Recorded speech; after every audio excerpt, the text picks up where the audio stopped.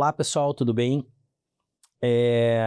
Com grande satisfação a gente inicia esse projeto, né, chamado P+M Master Talks, com a visão, né, dos Compliance Officers aqui de BH. Então, a gente está aqui em Belo Horizonte, hoje com duas profissionais aqui extremamente qualificadas que vão bater um papo conosco. Esse é um projeto que a gente está iniciando com o propósito de trazer debate técnico, com o propósito de falar um pouco sobre o dia a dia da vida dos Compliance Officers, que não é uma vida simples, é uma vida cheia de desafios, e a ideia aqui é a gente trocar ideia um pouco sobre esses desafios, né? Então tá comigo aqui hoje o Augusto Assis, nosso sócio aqui da Unidade BH, a Aline e a Silvia. Eu queria começar primeiro agradecendo vocês por se disponibilizar a estar aqui conosco, batendo esse papo, e a ideia é que a gente bater um papo mesmo, e a gente trocar um pouco de informação e de melhores práticas, de uma forma leve, tranquila, descontraída. Mas eu queria começar com vocês se apresentando, né, falando um pouquinho da carreira de vocês, falando um pouquinho da realidade de vocês. Depois eu vou fazer algumas provocações aqui com alguns temas, mas bem livre, gente. Pode falar um em cima do outro, não tem muita regra aqui não. A ideia é como se a gente estivesse sentado, batendo um papo sobre questões técnicas, sobre os nossos desafios, sobre aquilo que nos preocupa no dia a dia e sobre soluções que a gente trouxe para essas preocupações. Então, se quiserem começar, pode escolher quem começa. Perfeito. Primeiro, eu quem agradeço aí o convite, tá? É um prazer estar aqui com vocês. Sempre é um prazer estar falando sobre compliance, né? Assim, e estar aqui hoje representando, né, não só a cadeira ali de compliance officer e trocar as ideias, mas eu acho que é uma expansão de horizonte, né? Então, assim, eu sou a Aline Figueiredo, né? Eu sou gerente de compliance e riscos do Grupo Zelo. O Grupo Zelo, né, é uma empresa do segmento de funerárias e cemitérios. Então, um segmento peculiar, a gente vai falar um pouquinho disso aqui, né? Assim, alguns detalhes peculiares que geram curiosidade das pessoas e o que eu acho que é mais importante é dizer que, assim, independente do segmento, ser esse segmento peculiar, as nossas diretrizes de compliance, elas são como quaisquer outras empresas. Então, assim, a minha carreira é uma carreira jurídica, né? Já estive dentro de segmentos aí, metalurgia, siderurgia, estive na Valorec aí no começo da carreira, iniciei minha carreira na Valorec e recebi o desafio, lá em 2019, de montar uma área de compliance do zero, lá no Grupo Zelo.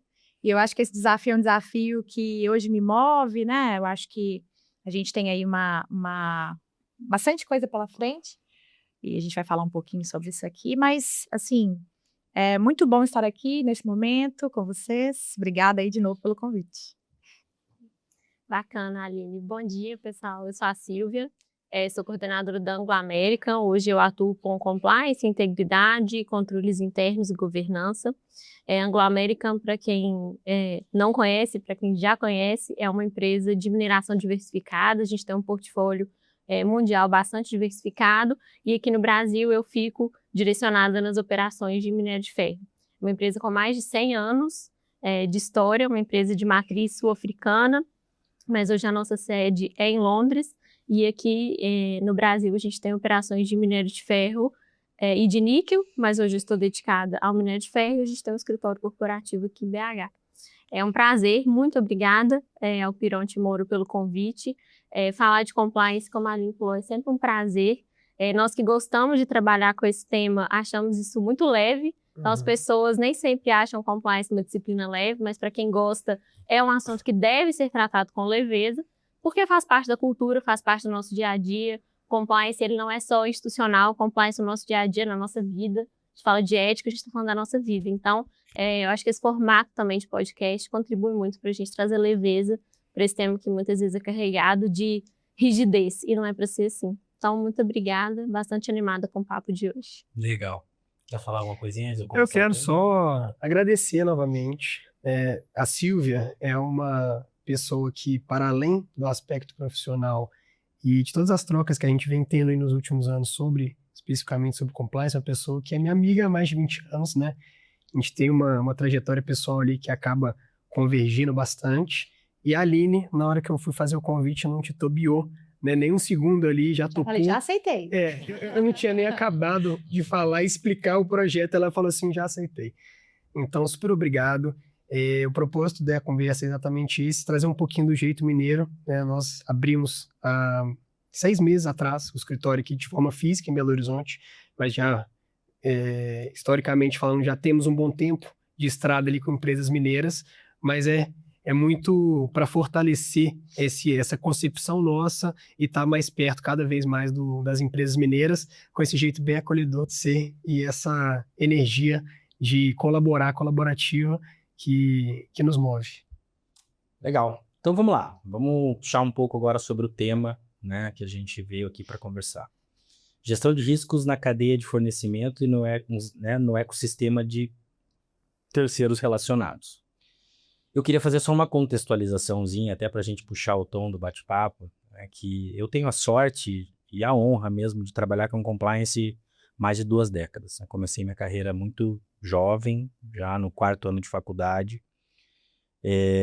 Tive a oportunidade, né, de ser sócio de uma consultoria de muita relevância para o início do mercado de compliance no Brasil.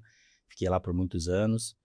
E isso fez com que eu conseguisse acompanhar a evolução dessa metodologia, desse conceito de compliance no universo empresarial, no universo público também.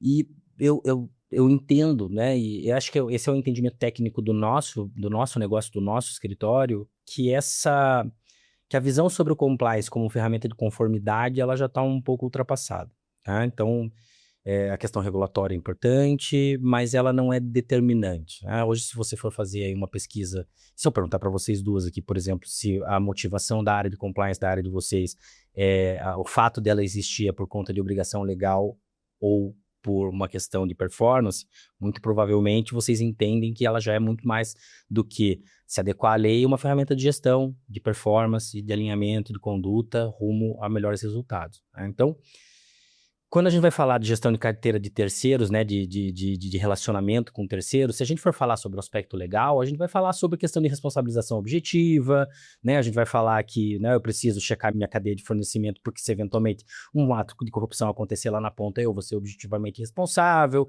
Beleza, esse é o aspecto legal. Eu acho que a gente não quer falar sobre isso aqui. Eu acho que a ideia aqui é, de fato, a gente falar sobre como você monitorar a tua cadeia de fornecimento pode trazer mais segurança e, consequentemente, trazer mais performance, né, no contexto da companhia. Então, a primeira pergunta que a gente selecionou aqui, fiquem à vontade também para distribuir as respostas, né? Ou, eventualmente, uma responde e outra também complementa. Complementa, exatamente, tá? O risco corporativo hoje está mais fora do que dentro da empresa. O que vocês acham em relação a isso? O que vocês pensam em relação a isso, né? Quando a gente olha para riscos, né? Quando a gente vai olhar a nossa matriz de riscos. Tem muita coisa que a gente tem controle sobre uma eventual materialização, né? Quando eu vou falar sobre probabilidade, por exemplo, né? Eu consigo trabalhar probabilidade quando eu tenho controle sobre a operação. Agora, quando eu estou falando em relação a um terceiro, como gerenciar risco de terceiros que estão diretamente vinculados à nossa operação? Assim, você até trouxe um pouco sobre o compliance legal, né? Que eu acho que faz parte, tudo bem, regulatório, legal. Mas eu acho que ele precisa ser legal e legal. Legal e legal de alcançar, né? E eu penso muito isso, assim. Hoje o ecossistema, ele é imenso, né? Quando você olha para o alcance dessa cadeia inteira, se você olha para dentro da caixa apenas, você se limita, não só olhando, né, para os problemas daquela companhia, daquele negócio, mas você se limita a uma visão unilateral ali. Então, assim, o ecossistema hoje de gestão de riscos de cadeia de terceiros, ele é gigante. E se você se apega a um padrão, né, assim, escrito na pedra, que a gente fala, você se perde. Né? Assim, eu entendo que o ecossistema é gigante, né? Muito além das paredes da empresa, do negócio. Isso me faz lembrar, né, aí, que a gente está falando de pessoas, né? E isso que você está trazendo, quem são os fornecedores? No fim das contas, estão falando de pessoas, né? E como você falou, tem que ser legal, bacana também. E aí isso me traz também um pensamento sobre a motivação das pessoas em fazerem as coisas certas, né? Então, assim, quando a gente fala de gerir, né, os riscos de fornecedores, de terceiros, primeiro a gente entender que hoje, né, e no Brasil especialmente, a gente vive um contexto extremamente complexo, ponto de vista legal, regulatório, tributário, enfim, é um país com muitas nuances, né? Eu, a minha vida toda, fiz a minha carreira na mineração e na siderurgia, e a gente muitas vezes trabalha com uma capilaridade muito grande num país territorial e gigante, né? Então, muitas vezes a gente tem que garantir que um caminhoneiro, né, de uma empresa terceira, ele vai, ao passar numa barreira policial, ele agir da forma certa. E aí você tem isso numa dimensão continental. Isso não é fácil, né? E eu acho que, quando a gente fala dessa questão dos riscos, né, se eles estão internos ou externos, uma das coisas que, como advogada, eu sempre tentei, às vezes, entrar em caixinhas, e o maior aprendizado que eu tive ao ir para a compliance foi que a gente precisa criar caixinhas, sair das caixinhas, mudar elas de lugar e talvez nem ter caixinha, né? Ter nuances, analisar as nuances. E eu acho que, nesse processo, algo que eu aprendi muito foi tentar trazer algum senso, né, de pertencimento para as pessoas que nos atendem. Hoje, na Anglo American, por exemplo, integridade é um valor para a companhia, então também na linha do que você trouxe. E a gente tentar trazer esses fornecedores para motivá-los a fazer o certo, a motivá-los a agir da forma correta, para muito além do precisa fazer isso, porque eles precisam cumprir com uma série de coisas, né? O caminhoneiro, desde ter uma NTT até ter um tempo adequado de descanso. Então, aonde que nesse processo imenso de trabalho que todas as pessoas têm, estar motivado, estar engajado, um senso de pertencimento vai entrar. Isso eu acho que é uma das coisas mais difíceis que tem, porque, né, no nosso caso, eu sempre trabalhei com empresas que têm no território uma atuação muito grande, uma atuação local no território muito grande. Então, eu estou falando de fornecedores locais muito pequenos até fornecedores multinacionais. Então, essa questão da gestão de riscos, isso não tem uma resposta, né? Mas eu acho que algo que eu aprendi, no fim das contas, é você criar uma marca tão grande na sua empresa, de uma reputação tão grande, que os seus fornecedores tenham orgulho de trabalhar para a sua empresa e querer manter esse papel de prestador de serviço, sabe? No fim do dia, a gente está falando aqui sobre cultura mesmo. Levar a cultura de dentro de casa para fora, fazer aquele fornecedor, aquele parceiro, sentir parte ali, falar, opa, peraí, eu acho que essa bandeira também faz parte para mim. Eu gosto Especialmente dessa na razão bandeira. do poder e da relevância que vocês têm na operação deles. Isso, né? isso. Eu acho que, eu falo pelo Grupo Zelo também, assim, muitas vezes nós somos muito maiores que os nossos fornecedores. Então, para ele, ser o meu, né, assim, olha, o Grupo Zelo é meu cliente. Ter o Grupo Zelo na carteira de clientes dele é uma dádiva, assim. Então, ele gosta de ter essa empresa como cliente e, por que não, absorver algumas práticas daquela empresa que eu tanto admiro, que é o meu cliente, e por que não nós fazermos o nosso papel de pescar esses fornecedores, né? E saber reconhecê-los também, né? Criar momentos de reconhecer quando eles estão ali fazendo um bom desempenho. Eu acho que esse reforço positivo nesse papel cultural que você trouxe. É legal. Perfeito. Só, assim, complementando e fazendo até um questionamento e uma provocação decorrente de tudo que foi dito aqui, qual que é a importância, por exemplo, e como que é possível endereçar riscos em um ambiente, igual a Lili muito bem falou, esse ecossistema em que vocês têm poder de influência, mas vocês de fato não controlam o que é feito, especialmente quanto mais distante o elo da cadeia de fornecimento. Mas tudo que foi dito aqui é muito importante e fala também, indo um passo para trás, né, tanto em cultura como em gestão de riscos, de como que vocês utilizam tanto da maturidade que o programa de integridade, na verdade o sistema de integridade que muito se fala, né, a nomenclatura entre programa e sistema, gosto bastante da nomenclatura de sistema, exatamente para dar essa percepção de uma coisa que não é finita, na verdade ela se autoalimenta e ela é um ecossistema vivo, e como que vocês utilizam da relevância que vocês têm, da maturidade que vocês têm para engajar todas as partes relacionadas, demonstrar o valor para elas obviamente, respeitando as peculiaridades e as nuances de cada fornecedor, como que eles podem, como uma esponja, absorver o de positivo que conseguem enxergar no parceiro de negócio mais relevante e multinacional, por exemplo, no caso da Anglo, para aplicar isso na rotina deles de forma proporcional e razoável. Então, assim, minha pergunta, Elza, eu queria fazer essa contextualização, mas minha pergunta é, como que vocês conseguem, de alguma forma, monitorar esses riscos, gerenciar esses riscos em um ambiente de influência, porém, um ambiente que acaba não tendo um controle, né, de fato ali da operação, especialmente no dia a dia dessas empresas, desses menores fornecedores. É um enorme desafio, né? Eu acho que esse é e sempre vai ser um dos maiores desafios, porque é muito difícil você não ter o alcance de tudo, né? Não é fácil.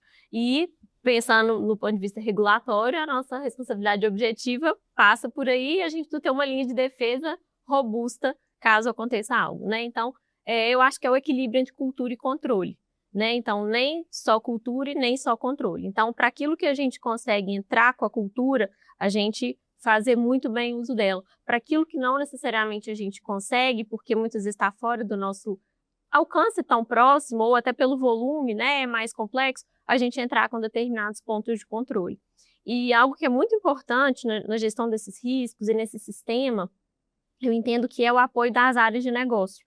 Muitas vezes a gente tem a visão de que a área de compliance vai analisar os riscos daquele intermediário. Não é. A pessoa que está contratando, que está gerindo o contrato, ela é uma das pessoas mais preciosas na obtenção dessas informações. Ele é o dono do risco, né? Ele é dono do risco. né? É o risk owner, a gente coloca lá, né? Todo mundo. E aí fica as pessoas. Um bom gestor de contrato, ele acha bom ele ser o risk owner, porque ele vai ter todas as informações que ele precisa, vai saber exatamente o que ele precisa controlar e gerir. Então, eu acho que um aprendizado também que eu tive é você contar com o ecossistema da nossa empresa também para fazer essa gestão mais aprofundada. Não ficar uma coisa pontual entre o fornecedor e a empresa. Então, ter essas pessoas no meio, além, principalmente os risk owners. E flexível também, né? Que vai depender de cada tipo de relacionamento, de cada risco, cada operação. Isso é muito importante. Tanto que, até pegando um gancho, que a Silvia falou, mas assim, cultura e controle, né? Então, o aculturamento ali, quando o risk owner, ele tá lá e ele tá ciente daquilo que ele pode, o que ele pode fazer ou não, a gente já fez metade do nosso papel, a gente que eu falo área de compliance, né? Porque se aquele cara, ele já consegue ser ali, de fato, o tomador de decisão, o cara que vai ter ali o apetite ou não de decorrer daquela cultura, esse cara, a gente já cumpriu um pouco o nosso papel, né? Mas quando eu saio ali, os remédios, os contratos, eles já são ali os remédios. Então, poxa, se aquele cara sair fora da faixa, eu já tenho ali o remédio no contrato, eu vou conseguir cumprir, vou fazê-lo cumprir e tudo mais. Mas eu acho que aí nem é o principal ponto, sabe? Porque numa trajetória, os riscos vão mudando o tempo inteiro, né? Entram novos sócios naquelas empresas, aparecem novas funções regulatórias. Então, assim, o tempo todo, a nossa área, ela sim é uma área de apoio, ali, é uma segunda área ali que vai estar conduzindo aquele processo, vai ser ali, vamos dizer, a área facilitadora, mas se a cultura está bem aqui no dono do risco, na área de negócio, e está todo mundo falando a mesma língua, eu consigo sim tanto treinar, capacitar, monitorar, até mesmo desqualificar um fornecedor que talvez não esteja tão bom assim. Ninguém quer um fornecedor que não está minimamente alinhado à nossa cultura, né? Tem coisas que são desclassificatórias, são os remédios ali que você já... E aí tem coisa que você vai adotar uma recomendação e vai acompanhar aquela recomendação, e tem coisa que você fala, olha, isso aqui vai contra meus valores, isso aqui não cabe no meu ecossistema, né? Então... e a gente olhar, né? Eu acho que a gente vai falar um pouco disso aqui hoje, a gente olhar para essas classificações de risco também de fornecedores, mas acho que um ponto comum é essa questão da cultura. Se você não tem minimamente uma cultura adequada à da empresa ao seu redor, não funciona. Não tem como evoluir. Esse conceito do dono de risco é muito interessante porque é uma forma de você literalmente educar. Eu faço muita analogia com a educação que eu faço dentro da minha casa com os meus filhos, né? Quando você toma decisão por eles, você não está ensinando, né? Quando você diz quais são os riscos e deixa eles tomarem as decisões, isso vai educando. Eu acho que isso é muito parecido com a relação com o gestor, né? Quando a gente pega lá as linhas do Instituto Internacional de Auditoria, tá lá, a primeira linha é o dono do risco. O cara que está lá vivendo, que sabe se ele pode ou não assumir o risco de fazer aquela contratação, tá? Eu já vou passar para a próxima pergunta, mas assim, eu durante a minha carreira, durante muitos anos eu fui compliance officer, eu fui compliance officer na indústria, né? Então eu tinha alguns desafios no sentido de, o que não pode acontecer na indústria? Parar a linha. Parou linha, é o pecado mais grave da indústria, parar uma linha. Né? E daí quando a gente está falando em relação a gestão de terceiros, gestão de fornecedores estratégicos, etc. A manutenção dessa relação, né? A manutenção do risco dessa relação, as due diligence, né? Então, assim, o que eu gosto hoje de estar na consultoria, de estar do outro lado do balcão, é eu poder olhar várias realidades e conversar com muita gente sobre vários assuntos diferentes. Mas uma pauta que é sempre prioritária em todas as discussões é a questão da manutenção de base de due diligence, manutenção de tempo de due diligence, como é a metodologia utilizada pela due diligence, né? Eu não transfiro a responsabilidade para o compliance, né? O dono do risco vai lá e fala assim, não, mas o compliance aprovou a contratação. Não, peraí, não aprovou. O compliance ele vai falar se o risco é alto, médio ou baixo. Você que vai tomar essa decisão, né? Então, qual é o segredo? O que vocês pensam em relação a essa questão do relacionamento com terceiros para que ele não impacte no dia a dia? Para a gente fugir daquela máxima antiga do compliance. O compliance existe para engessar meus processos. O compliance existe para me ensinar a fazer o que eu sempre fiz. O compliance vai te ajudar a tomar decisões mais seguras e mais assertivas, né? Com base nessa premissa, né? O que vocês pensam em relação a esse equilíbrio entre performance e controle? Eu sempre falo, assim, da due diligence proporcional ao risco, sabe, assim. Não dá para eu poder ficar atirando de bazuca em formiga, né? Eu acho que isso é muito importante. Então, assim, eu preciso olhar para aquela cadeia enxergando, de fato, quais são os pesos e a proporcionalidade de cada um daqueles parceiros, fornecedores, etc., né? Então, assim, eu sempre penso que assim, o objetivo da gestão de terceiros não é dificultar o negócio acontecer, né? É dar segurança para que ele aconteça da melhor maneira possível, né? Então, eu acho que assim, a burocracia ela só vai existir se você não estiver priorizando, gastando energia naquilo que não é devido, né? Então, assim, né, no meu ponto de vista, e muito pensando no que a gente faz lá hoje, assim, a nossa due diligence, ela é muito proporcional ao risco, né? Eu tenho, assim, as análises em massa, anuais, que você pega a base inteira, você faz uma análise ali, você passa uma peneira, como a gente fala, né? Na sua base inteira. Então, aquilo que é inegociável, você já vai tirar de frente. Aquele parceiro, ele não vai estar ali. Aquele fornecedor já não vai estar ali. Aquele que, né, pratica ou está atrelado a algo que é negociável para você. A gente não está falando sobre isso, né? O que eu estou falando aqui é sobre a proporcionalidade da due diligence. Então, se a minha due diligence, ela é uma due diligence inerente daquele serviço, daquele fornecimento que aquele fornecedor me traz, que aquele parceiro de negócio me traz, aí eu estou enxergando direito, eu não estou tendo uma visão míope, eu estou sendo adequado dentro do meu processo, né?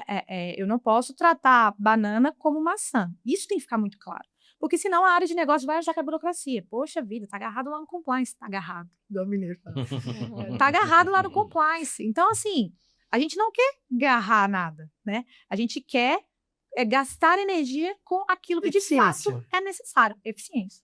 É isso. Eu acho que tem dois pontos, né? O primeiro, quando a gente, até muito relacionado à questão anterior, né? Essa questão de gestão de riscos e tudo, tem o risk owner, mas também tem, a gente não pode tirar a accountability do risk owner, que é muito importante. Palavras corporativas, né? Que a gente diz. E em segundo lugar, mas ao mesmo tempo a gente tem que ter um senso de dono, porque o risco não é do risk owner, o risco é da empresa. Então, se alguma pessoa na empresa de qualquer cargo, de qualquer posição, de qualquer área, tá vendo que tem um risco ali, a pessoa não pode falar, esse risco não é meu. Isso não existe, né? Então, um bom funcionário é aquele que desafia a hierarquia para levantar os riscos. E aí, trazendo para a questão da due diligence, eu entendo que due diligence não se faz só atrás do computador. As pessoas acham que due diligence, eu acho que tem gente que acha que é só clicar um botão e due diligence não se faz assim. Dossiê Não é um dossiê assim. Só um background check pronto. Não é assim que funciona. Por isso que a gente tem um prazo, por isso que a gente tem uma análise. A gente usa ferramentas, a gente usa, mas a gente precisa de uma análise humana, enfim. E totalmente de acordo com essa questão da abordagem baseada em risco, né? Que a Aline trouxe. E aí, dentro desse processo de due diligence, você está vendo que uma empresa tem alguma coisa ali que você precisa esclarecer? Vamos sentar com o compliance officer daquela empresa? Vamos conversar? A gente faz muito isso. Perfeito. Eu faço muito também. Vamos trocar uma ideia? Muitas vezes, né, a gente conhece as pessoas, são pessoas que a gente vai nos mesmos eventos muitas vezes, e que às vezes a gente fica trocando e-mails ali, liga para a pessoa e fala, olha, eu tô com a avaliação. A avaliação ela é transparente, ela é toda com base em dados públicos. Esclarece um ponto específico. Esclarece um ponto. O fornecedor já está até esperando muitas vezes, porque ele sabe que todo cliente bate naquela tecla. Tem boas práticas, ele vai bater naquela Ele tecla. vai, e ele faz isso com o dele também. Então, é um ecossistema que tem que se ajudar. E dentro desse processo, algo que eu gosto muito de fazer também com os requisitantes, os contratantes, quando eles nos solicitam as due diligence, ao cadastrar um fornecedor ou durante a reciclagem ali, muitas vezes eu vou na mesa deles e falo assim, olha, o fornecedor que você está querendo contratar, ele tem esses sinais de alerta. As possibilidades que a gente tem, e ele é um fornecedor de baixo, médio, alto risco, porque ele é um intermediário, ele tem uma interação com a agente pública rotineira, então ele é classificado como alto risco, por exemplo. A gente tem algumas alternativas, e a gente traz as alternativas. O que você acha? Como que você vai gerir esse risco? Aí tem hora que ele fala assim, Silvia, você pode escrever o que você quiser, eu não vou conseguir gerir esse risco. Porque dentro do contexto que eu tenho, isso é tão inerente à atividade que esse sinal de alerta, essa situação que ainda não está clara, isso aqui vai realmente atrapalhar, eu não estou seguro de seguir. Mas em muitos outros casos, né, que é a maioria esmagadora, a gente fala, vamos trocar uma ideia, vamos pedir esclarecimentos, vamos conversar com essa empresa, vamos criar medidas de controle, vamos colocar um bom contrato, uma boa gestão. Não é só pôr no contrato, porque como você fez, os riscos mudam. Então, durante a execução desse contrato, vamos monitorar, vamos fazer checkpoints, vamos combinar com o fornecedor de nos enviar periodicamente algumas atualizações, e isso se torna um relacionamento saudável, né? Então, eu acho que dentro desse processo, acho que é uma construção com base em risco, é focar no que precisa de foco, é não deixar, né, o elefante passar porque está olhando a formiga, isso é muito sério, né? Porque no final das contas nós estamos falando em responsabilidade legal, em práticas éticas. Agora, a gente tem sempre que avaliar os tipos de fornecedores que a gente quer, o que é básico, o que é cláusula pétrea, o que é basilar, que eu não abro mão. Para esses, independente do nível de risco, é inegociável. Então você já cria uma barreira para certos fornecedores entrarem na sua empresa, seja de alto, médio ou baixo. Então acho que criar uma relação saudável com esse processo de due diligence, ele tira esse peso do estar lá no compliance, não, estamos nós, tanto que nos comitês, vamos juntos apresentar esse caso. Então, e essa due diligence customizável, ela traz, sim, peso para a área de compliance, o peso que é o devido, né, a área de compliance ali como a guardiã, mas ela traz muito mais responsabilidade para o dono do risco e para o gestor do contrato de estar acompanhando, qualquer sinal, eu levanto a mão, peço ajuda. Então, assim, eu acho que a due diligence é muito mais, voltando ao começo da pergunta, né, due diligence é muito mais do que só um dossiê ali, assim, eu acho que ela é além. E a gente tem que ser muito parceiro do negócio, porque é muito fácil o compliance sentar, fazer um dossiê, colocar recomendações que não se aplicam, genéricas ou não-go, recomendações que não se aplicam. Aí é que o compliance perde credibilidade. É nessas horas que as pessoas acham ruim com a nossa área e elas têm razão. Então, a gente tem que ter uma capacidade elaborativa muito grande. E para isso, você tem que conhecer muito bem o negócio. Porque para você colocar recomendações eficientes, como você trouxe, tem que conhecer muito o seu negócio. Porque senão você faz recomendações que são completamente fora de contexto. Muito se fala que a simplicidade é o grau mais elevado de sofisticação. E assim, eu acho que, por exemplo, às vezes a gente se depara com algumas demandas, e especialmente de clientes do escritório para essa questão de due diligence, que às vezes é solicitada uma due diligence sem sequer ter uma visão clara de qual que é o propósito do relacionamento. E a gente não entende de fato como que a gente pode calibrar isso e fazer uma identificação e uma gestão eficiente de riscos.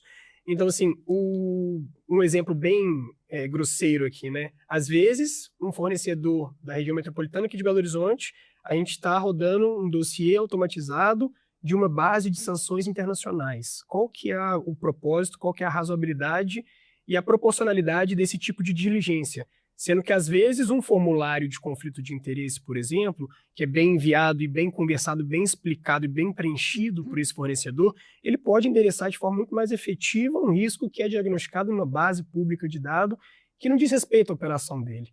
E um outro ponto que eu acho que é muito relevante que a Silvia trouxe é essa questão até mesmo da empatia. especialmente com fornecedores menores, que muitas das vezes uma empresa menor ela possui uma relevância extrema na sua operação, em locais, por exemplo, de fornecimento único, de difícil acesso, que às vezes uma empresa com um faturamento anual bem mínimo, ela impacta uma operação específica do seu negócio, e que essa troca de experiência, e especialmente transparência, ela é muito importante para não só a identificação, mas para o monitoramento contínuo de um risco que, às vezes, está, de certa forma, até inerente à operação. Então, só queria fazer essa complementação, porque muitas das vezes é muito fácil o compliance officer ele sentar no computador, disparar um e-mail com um parecer feito com uma modelagem de base de dados, diagnosticando um risco alto, mas sequer vindo com uma possível solução para o endereçamento desse risco. Então é muito interessante vocês trazerem, porque o propósito desse projeto também, para além da questão da tecnicidade, né, de trazer visão de profissionais maduros de mercado, é trazer soluções práticas para o dia a dia ali, Né? de algumas empresas que são familiares, que se relacionam com uma empresa que às vezes possui um apontamento relevante, mas, especialmente se tiverem pessoas sentadas na cadeira com esse entendimento de risco e de como que eu posso, né, de alguma forma, mitigar esse risco, uma breve ligação ela pode solucionar um problema ali que, se for colocado na cadeia de e-mails, acaba delongando ali 2, 3, 4 meses sem uma tratativa efetiva. Olha, nossa, eu vi coisas sensacionais aqui. A vontade é ficar o dia inteiro conversando sobre esse assunto, porque realmente Esse assunto é bom, né? ele é relevante, sabe? Ele é tão relevante para o dia a dia das empresas, às vezes as pessoas nem percebem. Mas eu acho que, assim, um termo que eu queria trazer para esse contexto, que eu acho que é importante também, é a questão do apetite ao risco. Então, para cada tipo de relacionamento, existe um apetite. Então, às vezes o cliente vem para a gente e fala assim, qual que é a due diligence ideal aqui para mim? Depende do teu apetite a risco, depende do que... Então, eu vou precisar fazer uma análise um pouco mais profunda para te responder essa pergunta. Algumas constatações que eu queria trazer, né? Legal, essa diferenciação do background check para due diligence, né? O background check é um elemento investigativo, seco, que muitas vezes não tem a pessoalidade, né? A due diligence já é uma análise de risco. Ela é um processo investigativo também, mas que traz um contexto de gestão de riscos no seguinte sentido. Eu preciso pensar em ações preventivas e contingenciais e fazer recomendações aderentes à realidade. Então, vamos pensar, né? Um caso clássico que acontece nas empresas, prestadores de serviço, né? De grande porte. Vamos pensar assim, limpeza e conservação, segurança, a gente está falando de equipes grandes, de uma empresa terceirizada, tá? Que também é grande, né? Também, Muitas vezes via de elas são regra, é grande, grandes. raramente são pequenas, né? Sim. Raramente são pequenas. Então, eu já fiz implantação de programa de compliance em empresas de terceirização de serviços e eu acho que é um dos maiores desafios que existe, porque eu tenho um grupo de colaboradores que não ficam dentro da minha empresa, ou seja, aculturar esse time extremamente complexo, que precisam estar aderentes à cultura da minha empresa e do meu cliente, né? Então, a gente tem uma dificuldade muito grande aqui. Quando a gente vai diligenciar esse tipo de empresas, via de regra, as recomendações vêm para ajudar o gestor, o dono do risco, para dizer assim, cara, é o seguinte, se esses caras deixarem de pagar uma guia de INSS aqui, a gente vira solidário aqui e você tá com esse risco no bolso. Então vamos fazer o seguinte, vamos colocar como recomendação que eles têm que mandar o recolhimento das guias todos os meses, e se esse recolhimento não vier, a gente trava pagamento. Então, esse tipo de diálogo. Daí, quando a gente está falando em uma situação dialógica, é importante, né, quando eu dou minhas aulas, dou minhas palestras, quando eu falo com o pessoal mais acadêmico que está começando na carreira, eu falo assim, você como profissional de compliance, você tem que ter habilidade de se relacionar. Porque se você não for um embaixador, se você não for um bom professor, se você não for uma pessoa que tem capacidade de comunicação efetiva, também, né? Você não vai conseguir resultar. Porque você falou uma palavra perfeita. Credibilidade. Né? Compliance vive de credibilidade. Essa credibilidade ela pode trazer, né? A ausência de credibilidade vai trazer rejeição, e a rejeição é o que mata qualquer programa de compliance, né? Em compensação, a credibilidade traz confiança, traz engajamento, traz aculturamento, tá? Então, quanto mais você tiver capacidade de conversar, e de dialogar, tanto com a ponta, com o fornecedor. Então, vamos sentar e vamos conversar com o fornecedor.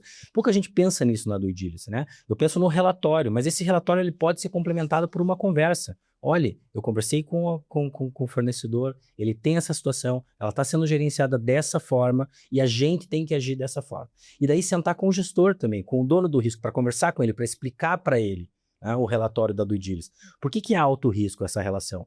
Então isso quer dizer que eu não posso me relacionar? Não, eu não estou dizendo que você não pode se relacionar. Você vai poder se relacionar, ou você vai ter que contingenciar algumas coisas. Você vai ter que tomar alguns cuidados diferentes de outros fornecedores por conta disso. Então não é um go ou não go, às vezes, do compliance. É algo que pode ser dialogado. Pensando nisso, trazendo isso para o próximo tema, vamos falar um pouco de risk assessment, né? O quanto as due diligence, o quanto o relacionamento de vocês com os terceiros passa pela matriz de riscos, né, original, para o risk assessment original, né? O quanto a due diligence de vocês derivou desse processo de risk assessment e quanto o conceito de gestão de riscos é importante dentro do contexto da companhia de vocês. Eu digo isso porque eu tenho um entendimento técnico que nenhuma iniciativa de compliance pode acontecer sem um risk assessment prévio. Tá? Por exemplo, escrever código de conduta sem matriz de risco, escrever política comportamental, desenhar plano de treinamento sem matriz de risco, às vezes você pode estar dando paracetamol para um paciente com câncer ou dando uma quimioterapia para um paciente que está com dor de cabeça. Então, o diagnóstico é uma fase extremamente importante. E o diagnóstico de risco, né? Compliance, na minha opinião técnica, é uma baita de uma ferramenta de gestão de risco no fim do dia. Né? Eu acho que a matéria de gestão de risco ela é um pouco mais extensa, porque ela tem várias frentes, mas o compliance é uma ferramenta importante para gerenciar riscos corporativos. Então, baseado nessa premissa, né, o quanto a gestão de riscos é importante no relacionamento com terceiros.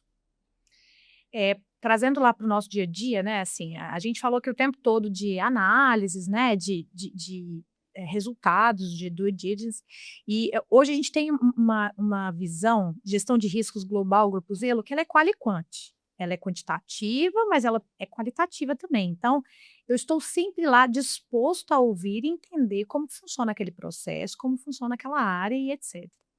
Então, pensando na matriz global de riscos da companhia, no que a gente faz no dia a dia, a gente desenhou lá atrás um apetite, né, de riscos. Então, a nossa companhia desenhou aquilo ali que, até aqui eu vou, daqui para cá, eu não estou disposto a correr. Então, quase todos os nossos processos, falo pela nossa área, mas assim, foram desenhados com base nesse apetite, né? Então, a minha companhia definiu que X do drive específico, sei lá, fluxo operacional de caixa, EBITDA, o que a companhia entender como melhor, ali eu vou traçar o meu apetite de riscos. E, com base nisso, eu vou abrindo os meus processos. Então, o processo de due diligence de apetite de riscos, de seguir com o fornecedor, independente ali, né, do risco dele ser alto, médio, baixo, ele segue, sim, o apetite de risco global. Uhum. Mas, claro, fazendo aquelas análises individuais, né? Aline, eu tenho aqui um fornecedor exclusivo que teve o risco alto, a gente está com um problema aqui com ele. Calma, então, o risco dele, falando do ponto de vista analítico, matemático, está alto. Beleza? No critério que eu desenhei, de impacto, probabilidade, algumas infrações dele estão aqui pontuando com peso mais alto, né? Lá a gente tem uns pesos maiores para alguns critérios, então o peso desse cara aqui tá alto. Mas espera, ele é meu fornecedor exclusivo. Por que não sentar com ele, tentar entender, falar, por que você tem, sei lá, por que da última avaliação para essa, você está inscrito numa lista restritiva, por exemplo? Poxa vida, na última você não estava, e nessa você está. O que aconteceu? Aline, né, ou equipe de compliance, nós tivemos um problema assim, assim, assado, um descumprimento de um contrato na prefeitura tal. Então, você vai entender. Já está endereçado, por exemplo. Gente, toma aqui a defesa administrativa que foi feita. Entende? Lógico, eu vou levar para o dono do risco, o dono daquele contrato, falar, olha, a gente teve um problema aqui, esse fornecedor, ele está fora do nosso apetite de riscos, né? Ele está aqui com um risco alto e nós precisamos de uma reunião com ele. Após a reunião, entendemos que o risco, apesar de alto, é mitigável, né? Ele já está endereçando esse tema e nós vamos acompanhar, sei lá, se antes eu acompanharia ele anualmente, esse cara eu vou passar a acompanhar ele semestralmente. Então, assim, é isso. A companhia, ela traça aqui, esse é o meu apetite.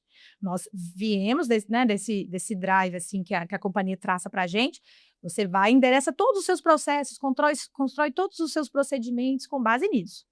Mas eu não vou ter essa visão ali fechada, eu vou abrir o horizonte quando eu entender que é importante, que é necessário. Sempre de mão dadas com a área de negócio, né? A área de negócio, eu falo isso com eles, nos usem. Uhum. né? Usem a nossa área para bater um papo com a área de compliance do fornecedor, com o fornecedor, né? A gente é essa veia técnica, nós somos, né, essa frente técnica das nossas empresas. Nos usem, né? Então, assim, existe sim um drive ali, um apetite de risco traçado, coisas que são inegociáveis. Mas se no meio do caminho eu achar que eu preciso de esclarecimento, eu acho que eu ainda preciso e eu vou fazer, entendeu? Bom, acho que a estrutura da área de compliance também é algo muito importante quando a gente fala desse tema. Porque muitas vezes, nas decisões a serem tomadas, muitas vezes, como você falou, nós somos a veia técnica dessa avaliação, muitas vezes a gente tem dilemas éticos em jogo, né? Eu vou falar de dilemas éticos de uma forma mais ampla, né? Mas tem questões que são inegociáveis e tem questões que são, como a Aline falou, analisáveis. E dentro dessas questões analisáveis, a gente tem que pensar qual é a alçada correta de tomada de decisão. Porque muitas vezes a gente precisa usar essa estrutura da área de compliance para a gente também ter uma veia independente ali, né? Então, no caso da companhia que eu trabalho, por exemplo, na Anglo-América, a gente tem uma estrutura que tem uma estrutura corporativa global de compliance que nos permite reportes, né, independentes, caso a gente entenda que localmente a administração precisa de uma opinião independente, de fato. Então, a tomada de decisão, muitas vezes, pelos executivos, ela pode ser uma decisão conflitada. E a gente precisa falar sobre isso. E bons executivos, e eu tenho a sorte de trabalhar numa empresa que tem ótimos executivos, eles não acham isso um problema. Não mesmo. Eles entendem que o nosso papel é resguardá-los como executivos e resguardar a companhia. Então, muitas vezes, a gente utilizar essa estrutura da área de compliance, ela favorece a eles, porque, às vezes, o negócio, o business, aperta mesmo as coisas. Então, a gente precisa falar, puxa, deixa eu colocar as coisas em perspectiva e contar com ajudas adicionais. E um processo muito interessante nisso, eu acho que é essa questão que o Augusto trouxe de ser um sistema. Então, hoje a gente tomou essa decisão, mas daqui a pouco a gente pode repensar essa decisão, por que não? E sendo um sistema, você tem um risk assessment, você tem os treinamentos, você tem as políticas e procedimentos. Nós já realizamos, por exemplo, treinamentos em conjunto com os nossos fornecedores. Eu, meu time e o time de compliance do fornecedor, para darmos treinamentos, por exemplo, para empresas mobilizadas nas nossas operações. Que é o que a gente falou lá no início, de pegar a cultura, o pertencimento, mostrar que estamos falando a mesma língua. Que essa questão que nós estamos pedindo não é a Anglo pedindo, é a Anglo e a sua empresa juntas exigindo de você determinada conduta. Então, sempre, desde que eu trabalho com essa disciplina, o Risk Assessment é sempre o ponto de partida. Como eu acho que deve ser na nossa vida. A gente vai escolher morar na num nossa lugar, casa, você não fala, eu Exato. quero morar neste prédio. Você vai olhar em volta a segurança, você vai olhar o custo, você vai olhar acessibilidade, você vai olhar... Então, são vários elementos. E isso sempre tem que ser um ponto de partida. É uma fotografia, mas é uma fotografia muito útil, o Risk Assessment, para definir prioridade. Porque também, quando a gente não olha as prioridades, a gente tem riscos mal gerenciados e isso é um grande perigo. E, por fim, eu acho que um ponto que muito sempre fica na minha cabeça e a gente ouve muito na companhia é coragem moral. A gente escuta muito essa expressão da nossa CEO, coragem moral, para dizer que tem algum problema. E aí a gente ouve muito na empresa o seguinte, não existe notícia ruim, existe notícia que não é dada. Então, precisamos todos, independente da hierarquia, ter a coragem moral de dizer, olha, eu acho que isso não está mapeado com vocês, mas eu estou vendo uma situação aqui que me preocupa. E mais preocupante do que os riscos altíssimos que a gente tem, são os riscos que a gente não está enxergando, ou não está tateando. Isso é um grande perigo, porque aquilo que a gente identifica, a gente trata, a gente gere. Agora, aqueles riscos que eu não estou conseguindo acessar, eles são muito críticos. Então, a nossa perspectiva é sempre uma visão muito holística para conseguir acessar o que não está tão à nossa frente. Assim. E só assim, completando, é perfeita a questão do sistema, porque quando o Risk Assessment está bem construído, de fato, vai assumir aquele risco quem tem que assumi-lo. Então, assim, peraí, tá bem desenhado ali, eu tenho uma alçada legal de assunção de riscos, etc. Vai estar todo mundo ciente daquilo que é devido, então, né, a coragem moral, todo mundo que enxergar algo que não é tão legal, levanta a mão, mostra, mesmo que não seja a área de compliance, né, isso é muito importante.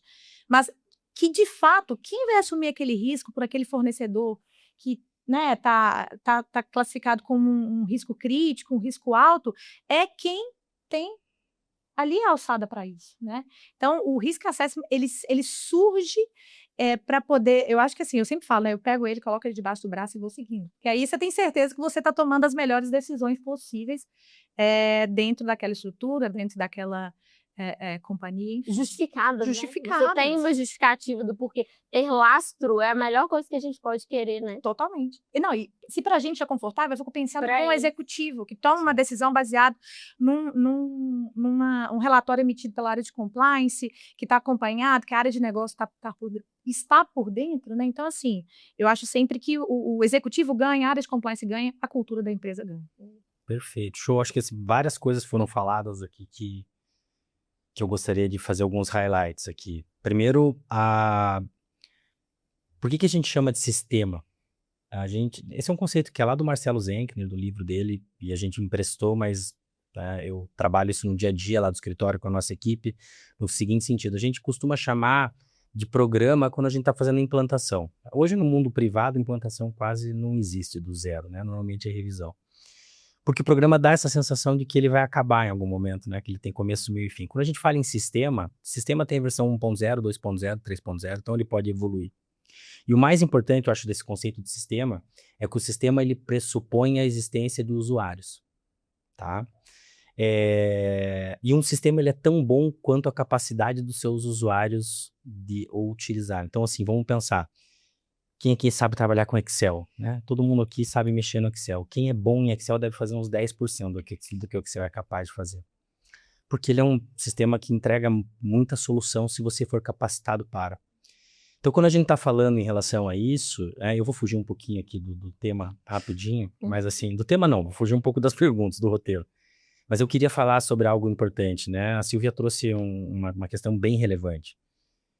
Os fornecedores, a cadeia de terceiros, ela faz parte dos usuários do teu sistema. Se ele está prestando serviço, ele faz parte do serviço ou fornecendo materiais, né?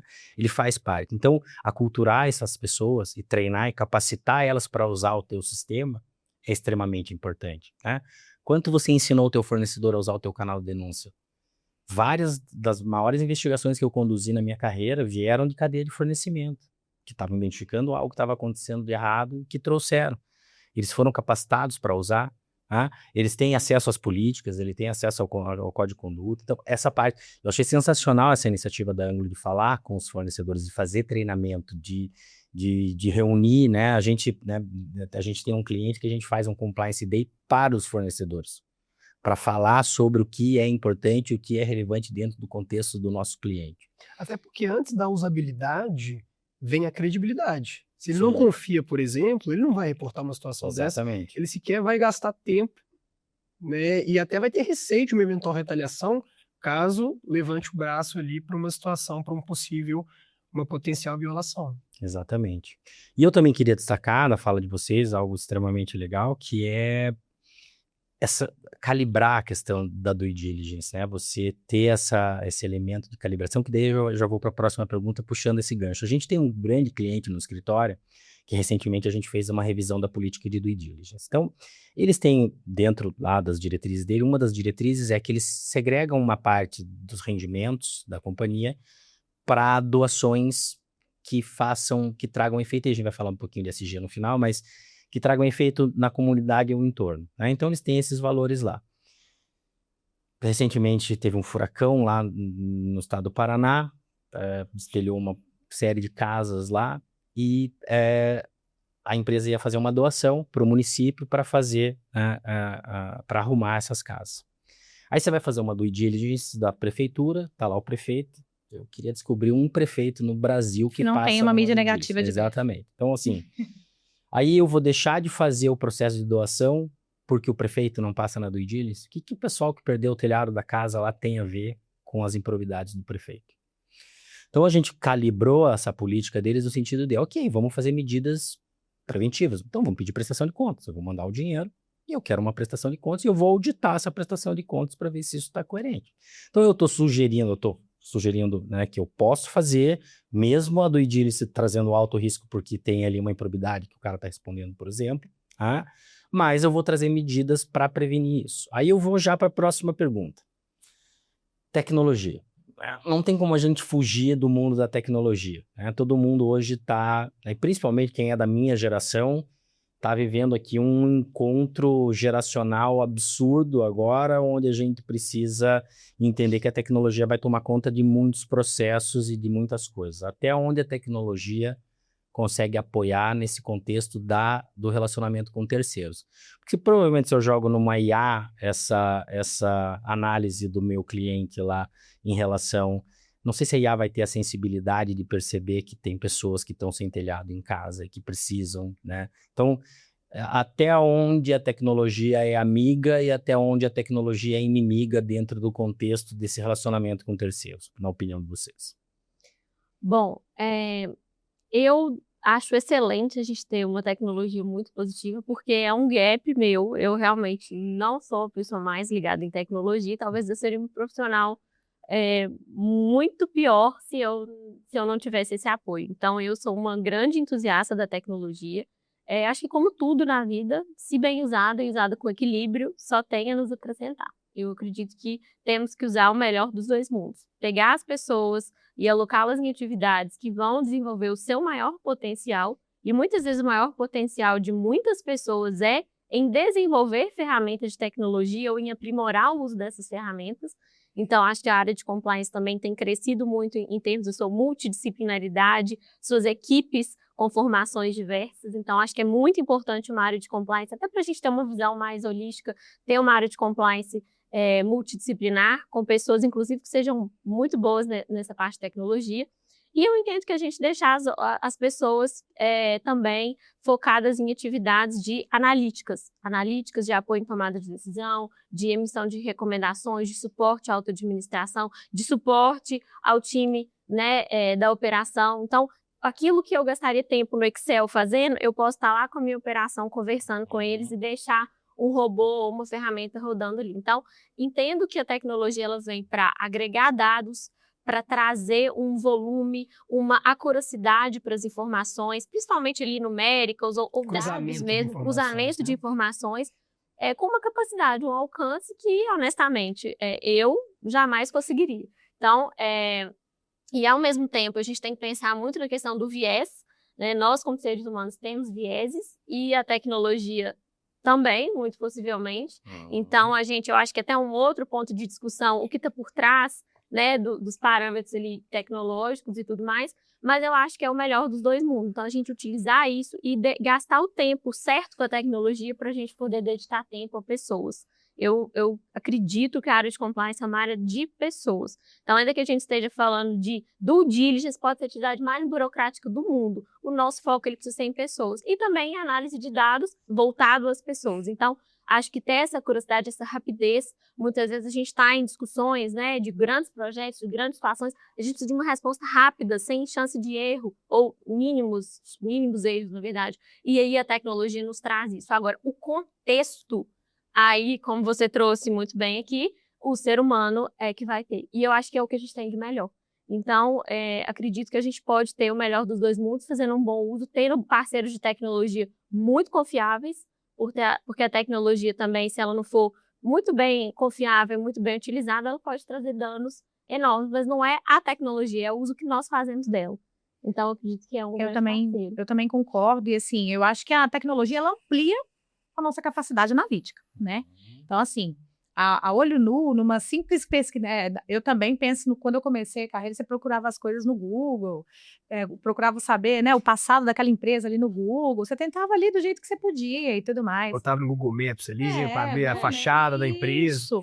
E, então, assim, eu acho que enquanto áreas de compliance, a tecnologia, ela amplia a nossa capacidade analítica, né? Então, você tem ali dados mais consistentes para você poder analisar e com uma agilidade, né, gente? Porque, assim, a tecnologia, ela traz também uma celeridade. Agora, o tomador de decisão ainda é o humano, né? O ser humano ainda está ali para poder, com base naqueles dados, naqueles fatos que você tem em mãos, tomar a melhor decisão. Seja a melhor decisão para a empresa, para aquela comunidade, né? O que ele trouxe para a gente aí. Poxa, peraí, de fato, eu vou trazer ali uma mídia negativa adversa do prefeito como o maior peso dessa análise, ou o que eu vou entregar para a sociedade ali enquanto uma empresa preocupada, aspectos sociais, etc., que é o mais relevante para nós nesse momento. Então, assim, eu também acho que a combinação dos dois mundos é o melhor, né? Você pega a tecnologia, utiliza ela ali para ampliar a sua capacidade de análise, mas, com base naquela análise, a tomada de decisão, ela ainda é humana, ela ainda e eu acho que ela deveria manter-se assim, né? Ela ainda é dotada ali de aspectos que somente um ser humano consegue ter esse escrutínio mesmo, assim, de análise, sabe? Então, com base nos dados que a tecnologia me proporciona, eu consigo tomar decisões melhores, mas humanas. E mais justas, né? O risco da gente ser injusto, por isso que a gente sempre tem o disclaimer, né? Revisão humana em decisões automatizadas, o risco da gente ser injusto se a gente não tem esse feeling é muito grande, né? A gente até falou aqui até os prompts, né? Assim, dependendo da forma como você provoca aquela inteligência artificial, e aí já indo para a inteligência artificial propriamente dita, a resposta que você tem, ela vem ali meio manipulável. Então, é importante, sim, que a análise seja realizada, mas que o próprio ser humano, que é o provocador ali, consiga fazer essa decisão mais assertiva. Genial. Assim, acho genial essa visão, acredito que unânime nossa aqui, né, dessa complementariedade da inteligência artificial, da tecnologia, de forma geral, para aumentar a escalabilidade, né, das entregas, a rapidez, né? A gente sabe muito bem, a realidade das empresas é que poucas pessoas estão no time, um volume colossal de demandas, uma rapidez necessária para uma tomada de decisão para evitar uma perda de negócio e, novamente, o compliance não é um serviço como burocracia desnecessária para travar o negócio e para perder credibilidade interna. E, realmente, a questão do feeling humano e de ter aquele tato ali, de saber como, eventualmente, contornar uma situação que é chave para o negócio da empresa e que uma simples informação crua, né, um dado cru de informação, ele não traduz a realidade, eu acho que é fundamental.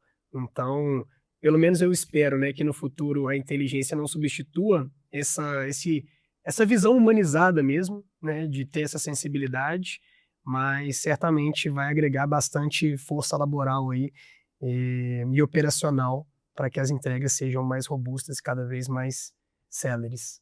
Bom, a gente está indo para o final já, mas eu tenho mais uma perguntinha. Depois a gente vai para as despedidas, infelizmente. Em relação a ESG, vamos falar um pouquinho sobre ESG. Essa sigla aí que nos últimos anos, né, hypou, vamos dizer assim. Mas uma coisa que a gente vê muito no contexto das companhias que a gente atende é que muitas questões ESG elas já eram observadas pelas empresas e agora foram concentradas dentro dessa sigla. Então, quando a gente vai pedir um empréstimo em banco agora, as questões ESG são relevantes, fazer uma captação. Existem covenants atrelados a ESG, né?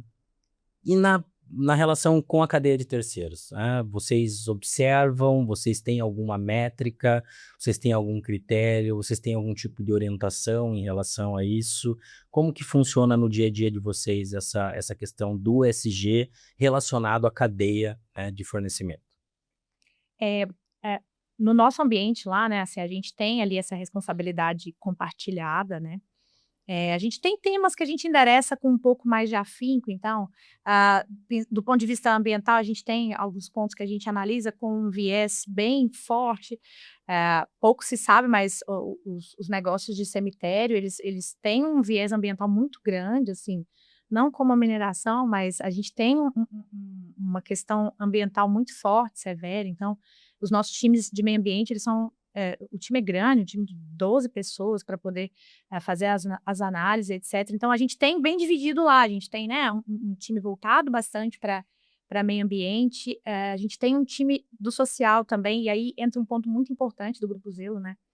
Muitas vezes nós estamos próximos ali, as comunidades lindeiras, elas são muito simples, né? Assim, cemitérios, normalmente, ou eles são afastados, ou eles são próximos na periferia, ou então estão em algumas regiões de afastadas mesmo, né? Então, a gente tem uma preocupação muito grande de desenvolvimento daquelas cidades ali onde a gente está, né? Parando para pensar, a gente... Hoje, o cemitério, mais ou menos, tem 300 colaboradores, né? Então, a gente tem uma preocupação de trazer essas pessoas para dentro. Então, primeiro, a gente emprega as pessoas próximo do cemitério. Isso foi uma virada de chave muito grande para a gente lá, né? Por quê? Porque antes a gente tinha muito furto de placa de bronze, a gente tinha muitos problemas de bichos peçonhentos, né? Cemitério tem escorpião e etc. E quando a gente trouxe a comunidade para dentro, a comunidade nos ajuda a cuidar do cemitério, gente. Pertencimento, né? Pertencimento. Então, você coloca luz ali naquilo que era um cemitério, que era bem distante da comunidade, e coloca a comunidade dentro do cemitério. Então, isso para o Grupo Zelo é um ponto muito importante, porque nós, em muitas cidades, nós somos a maior empresa, né? O Grupo Zelo está em algumas cidades que tem 10 mil habitantes, 5 mil habitantes. Então, talvez sejamos a única empresa que paga plano de saúde, por exemplo, que tenha ticket de refeição, que tem... Então, assim, a gente se preocupa muito com o desenvolvimento das cidades onde a gente está. Então, o foco nosso, basicamente, assim, né, de meio ambiente, a gente tem um time bem legal, com uma cadeia uma matriz de valor ali bem grande, bem voltada para esse tipo de análise, mas a gente tem uma preocupação grande com o social, né? A gente tem, eu sempre trago isso nas nossas conversas com o pessoal, assim, trazer a comunidade para dentro foi uma das nossas maiores assertividades. E eu acho que a gente já até saiu daquela fase em que o ESG estava de prateleira, assim, sabe? Eu coloco no meu relatório de sustentabilidade, eu tenho uma matriz de materialidade, e a gente sai um pouco dessa caixa quando você consegue viver o ESG na prática, sabe? Assim, e a gente vive muito ele lá, assim. A gente fez um cinema no cemitério, aqui no Parque da Colina, porque as pessoas da comunidade, a gente fez uma pesquisa, né, na comunidade, e as pessoas nunca tinham ido ao cinema. A gente falou, opa, peraí. Ainda que alguém possa achar que, nossa, que iniciativa peculiar, né, e não eram filmes de terror, eram filmes normais, a gente foi e trouxe as pessoas para dentro do cemitério com uma outra imagem, do tipo, olha, comunidade, a gente te ouviu, identificamos que vocês nunca tiveram oportunidade de assistir um filme no cinema, então a gente fez um cinema no cemitério. Foi um sucesso. Teve vários comentários de diversos tipos, mas assim, trazer esse lugar de fala para essas comunidades, para essas pessoas, para a gente fez muita diferença, sabe? E nisso, assim, eu falo dos nossos treinamentos de integridade. Eu gosto de contar esse caso, e podcast permite, né? A gente tem a gente tem um ciclo de treinamentos anual, obrigatório. E aí, num desses treinamentos, a gente estava falando sobre assédio, especificamente, assédio sexual e etc. E um senhor estava olhando para uma das meninas do nosso time, assim, com muito afinco, sabe? Olhando e olhando. E aí, ela foi ficando incomodada um pouco, assim. E aí, quando acabou o treinamento, ela chegou para a gerente da unidade e falou assim, eu fiquei um pouco incomodada, que esse senhor estava me olhando muito e tal. E aí, a gerente da unidade foi e deu, de fato, o tapa de luva, assim, falou para ela, porque ele é analfabeto. Nada que você colocou no seu slide, ele estava lendo, ele estava prestando atenção na sua fala. Então, ampliar o nosso olhar para essas pessoas que não são as pessoas da sede administrativa, que estão atrás do computador, fez toda a diferença para o nosso ESG de fato acontecer. Então, eu tenho colaboradores, eu olho para o meu fornecedor, eu olho para a comunidade, e aí sim eu vivo ESG na prática, sabe? Assim, eu acho que no Grupo Zelo é muito isso que a gente vive hoje. Nossa, que depoimento bacana, né? Muito. Foi, assim, eu acho que foi chocante. Gostei. Então, na Anglo-América nós temos também, eu concordo muito com o que você trouxe ali, de sair da prateleira, né? Eu acho que nós trabalhamos com isso e temos isso de forma genuína, ESG, né? A parte ambiental, social e governança, não é porque é um requisito. Isso faz parte da forma como nós trabalhamos há muito tempo. A Anglo-América é uma empresa de mais de 100 anos e há muito tempo isso faz parte da forma como nós trabalhamos. Então, não é algo novo, é uma roupagem um pouco mais nova, mas para algo já mais antigo, como vocês bem trouxeram também. acredito que essa questão dos fornecedores, né, nós também temos na mineração a gente fala muito de licença social para operar. E isso é essencial para a nossa operação. Sem isso a gente não opera. E a nossa licença social para operar, ela está muito vinculada aos nossos valores, ao que a gente acredita. Porque o que nós queremos é deixar um legado positivo no nosso território, de verdade. De verdade. Para muito além do nosso tempo, do tempo de vida útil da nossa mina. É isso que nós queremos, é desenvolver as comunidades. A gente tem um pilar que a gente chama comunidades prósperas, é isso que nós queremos. Mesmo quando a Anglo American sair de lá, aquelas pessoas terem um nível de educação, de saúde, de desenvolvimento, de comércio local muito melhor do que quando nós entramos, ou muito melhor do que durante a nossa operação. Então, nós temos uma série de atividades e de programas muito sérios e muito bem acompanhados relacionados ao desenvolvimento de mão de obra local, ao desenvolvimento de fornecedores locais. E quando a gente fala em desenvolver, é desenvolver, não é cobrar requisitos de compliance X para fornecedores locais, é cobrar requisitos especializados à forma deles de atuar, né? Como o Augusto trouxe anteriormente, eu não vou querer olhar a questão, o foco não é sanções para esse fornecedor, são outras questões. Então, capacitação de mulheres, né, questão de educação também, grupos minoritários, a gente tem que ter um olhar para esses grupos, né? Então, a gente tem, por exemplo, famílias que trabalham na Anglo American há muitas gerações, têm orgulho de trabalhar na companhia, e o desejo do pai ou da mãe é que o filho ou a filha também trabalhe na companhia, né? Então, quando a gente fala de pertencimento, é a nossa empresa. A gente fala que a Anglo American é uma grande família. Essa é uma mensagem muito verdadeira da nossa CEO, porque é isso, é um cuidando do outro. A gente tem um canal específico para violência doméstica. A gente tem um canal específico, né? Um canal de denúncias que, enfim, aborda tudo isso. A gente tem programas de psicologia viva. Então, assim, para dentro e para fora da organização, para o nosso entorno, para o nosso ambiente, é isso que nós queremos. E nós temos um grande case, que foi a pandemia de Covid-19.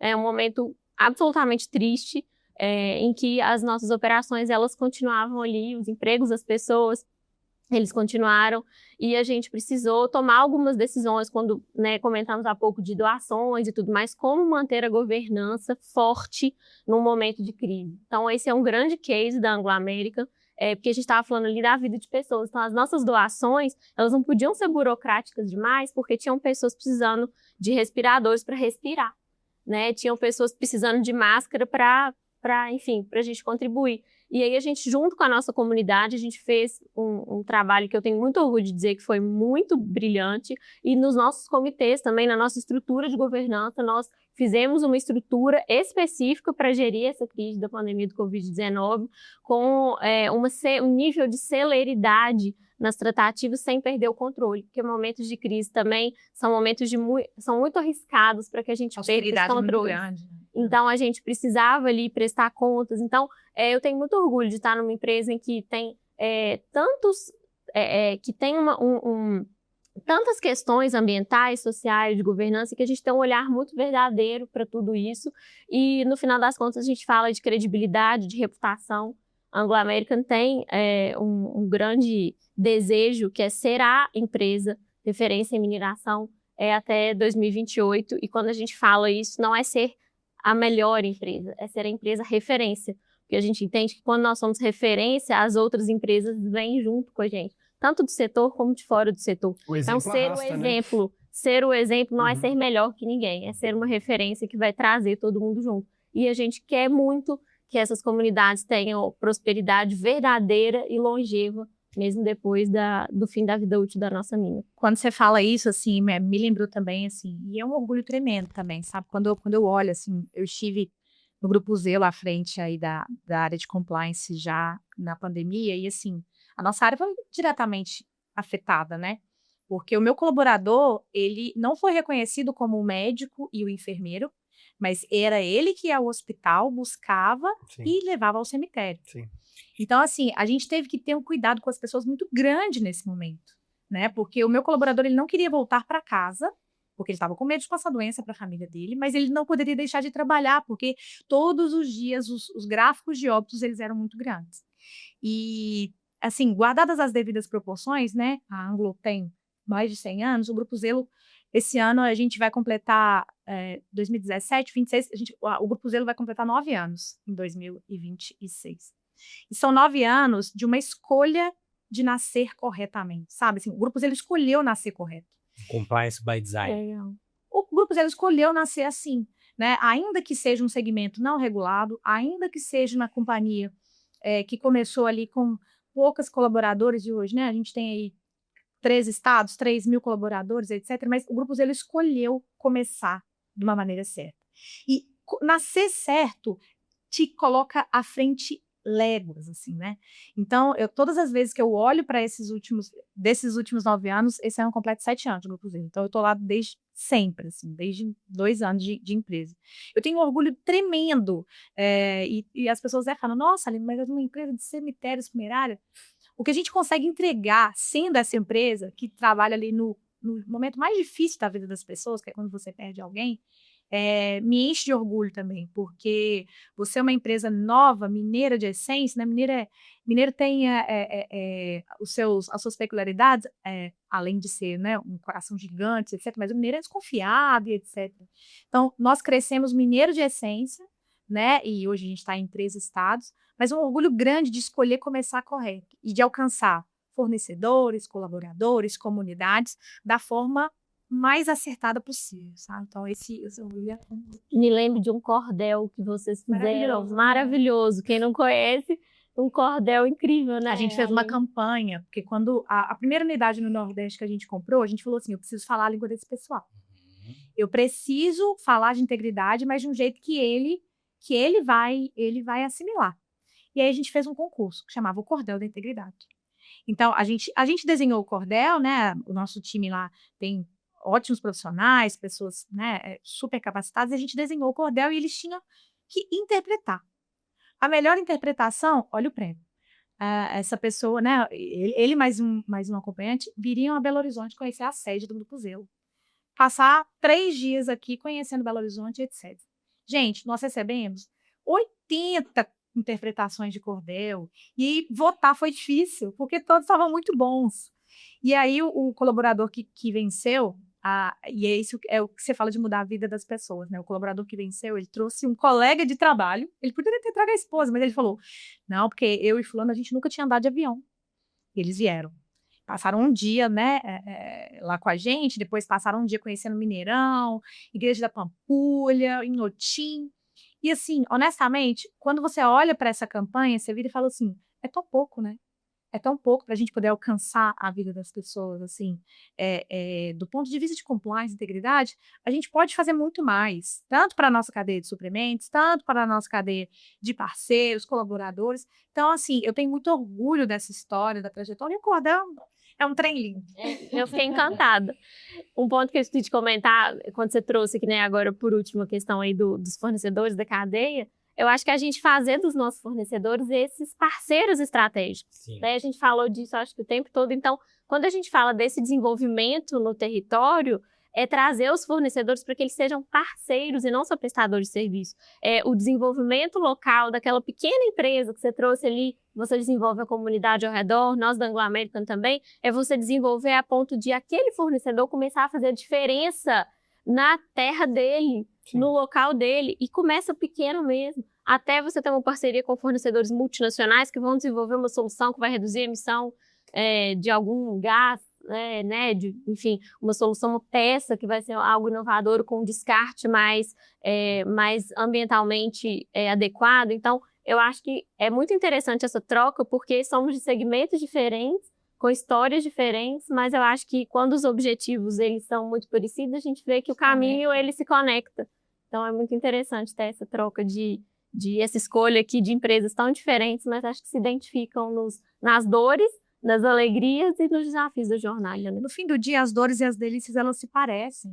Né? Guardadas as proporções de cada negócio, elas se parecem. E é muito bom você trocar, porque eu acho que a troca, ela enriquece muito. Assim. Eu acho que isso que a gente está fazendo aqui é maravilhoso. Que bom que a gente vai conseguir assistir muito. Mas, assim, é maravilhoso, porque quanto mais a gente fala, mais a gente aprende, sabe? Eu acho que conhecimento compartilhado é conhecimento redobrado. Show. Maravilha. Vou fazer um breve comentário só antes do fechamento, até para a gente não fugir um pouquinho da expectativa. Por mais descontraída que seja a conversa, mas assim, é muito interessante, né? É óbvio que a gente tem a experiência de vários clientes, de vários setores, do balcão, da consultoria, do escritório, mas assim, trazer não só os casos práticos, mas dá para ficar bem nítido o brilho nos olhos das duas, né? Sim, Dessas ações.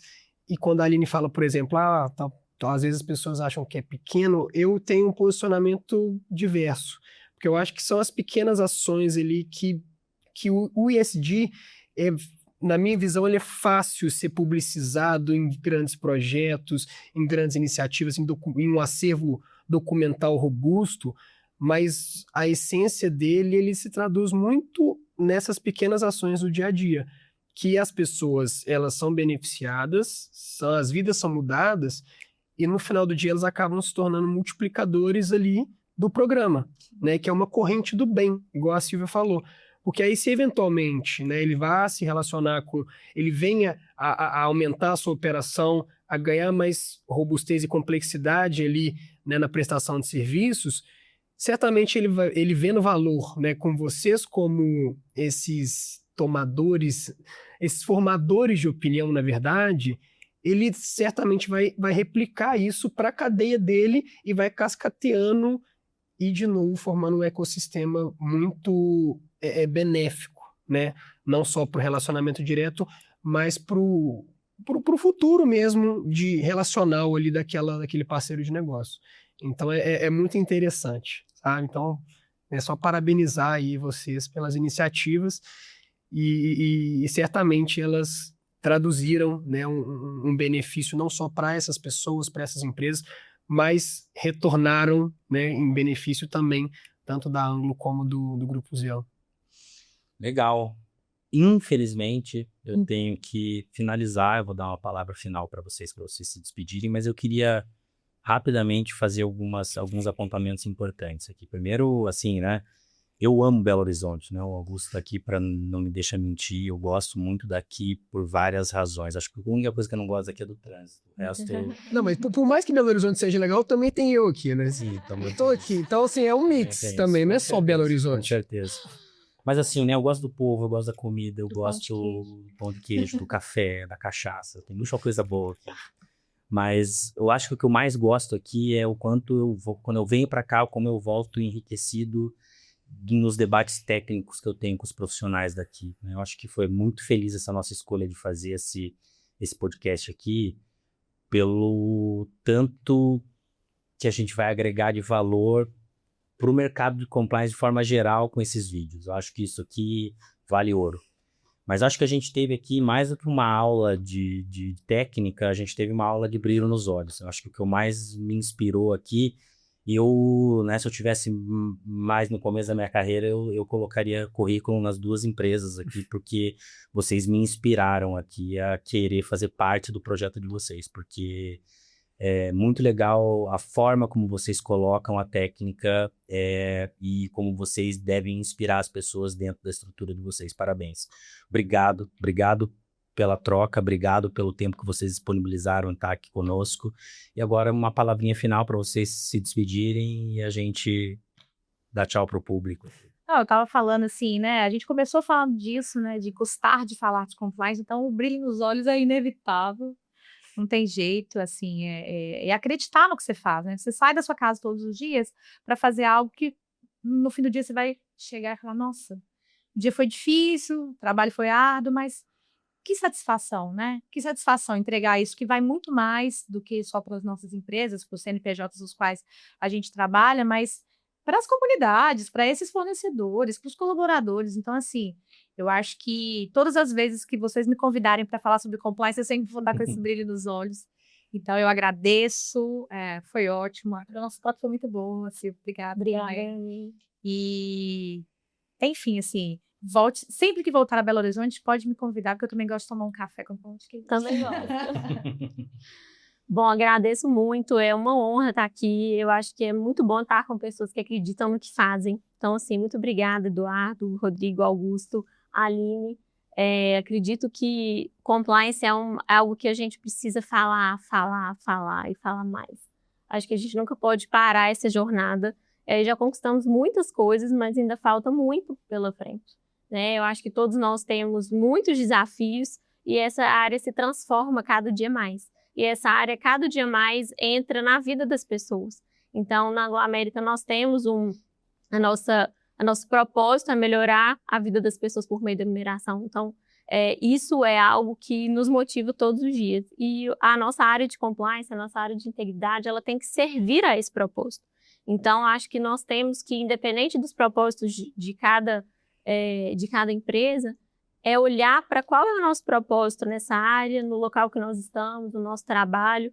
Eu acho que pessoas com propósito, essa palavra está bem na moda, mas ela tem um significado verdadeiro. Ela representa muita coisa. E às vezes a gente acha que a gente tem um propósito e a gente não está com ele tão firme assim.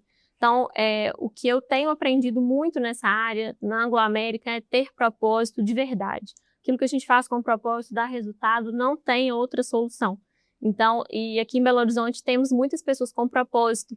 É muito bom ir nos lugares, encontrar as pessoas da área de compliance e as pessoas se ajudam muito. Sim. E isso é algo do qual eu me orgulho muito aqui na nossa cidade. São pessoas que se ajudam muito. A gente precisa tirar as vaidades de lado para poder estender a mão para o colega e vice-versa. Então, essa é uma grande oportunidade. Esse formato de podcast ficou muito interessante, ficou agradável de falar sobre isso. E eu também sigo à disposição porque eu puder contribuir para a melhoria desse ambiente. Foi um prazer enorme. Muito obrigada. E ao time também que organizou por trás das câmeras. Sei que é um trabalho enorme. Obrigada. Muito obrigada. Eu acho que esse time vai ter bastante trabalho para fazer os cortes, porque teve vários highlights aqui super importantes, né? 2 profissionais sensacionais, 2 seres humanos sensacionais, né? Foi um prazer trocar com vocês aqui hoje. Bom, e você, se gostou do vídeo, né? Quem acompanhou o vídeo até o final, por favor, dá um like, um follow no nosso canal. Vão ter outros, né? compartilhe com seus amigos, né? Acho que a comunidade do Compliance vai ganhar bastante com o que foi compartilhado aqui hoje. Um abraço a todos vocês e até a próxima. Valeu!